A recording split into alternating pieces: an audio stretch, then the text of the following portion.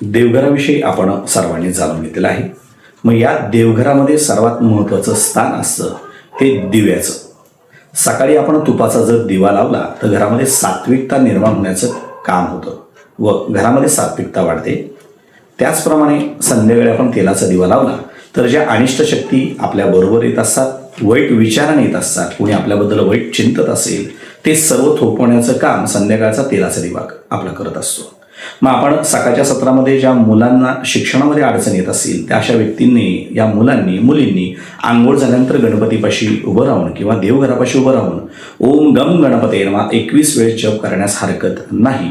मनापासून अशा गोष्टी केल्या, स्वतःच्या कपाळी थोडंसं तिलक लावून बाहेर पडल्यानंतर या मुलांना सर्व गोष्टीमध्ये व घरातील प्रत्येक व्यक्तीने ही कृती केल्यास यश संपादित होईल.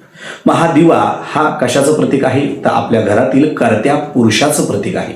त्यामुळे तो दिवा विशेष स्वच्छ असावा. अगदी 2-3 दिवसामध्ये तो जर कोजळी पकडत असेल, खराब झाला असेल तर तो स्वच्छ धुवावा आणि त्यातील ज्या वाती आहेत त्या आपण कुठेही इतस्तता न टाकता त्या वाती एका आपल्या घरातील डब्बीमध्ये गोळा करून अगदी 1-15 दिवसातनं त्यानंतर आपल्या जे काही गॅलरी असेल किंवा पोर्च असेल, घराच्या बाहेरचा भाग, त्यानंतर जाळून टाकण्यास हरकत नाही. त्या कचऱ्यात कृपया टाकायच्या नाहीत. घरातील दिवा हा फार महत्त्वाचा आहे, जो प्रतिकात्मक असतो, अंधाराकडनं प्रकाशाकडे नेणारा असतो. त्यामुळे तो दिवा जेवढा स्वच्छ तेवढ्या घरातील कर्त्या व्यक्तीची प्रगती चांगली, त्याच्या डोक्यावरती जे काही टेन्शन असेल, जो काही ताणतणाव असेल तो कमी होण्यास मदत होते. हा उपाय जरूर आपण करण्यास हरकत नाही. धन्यवाद.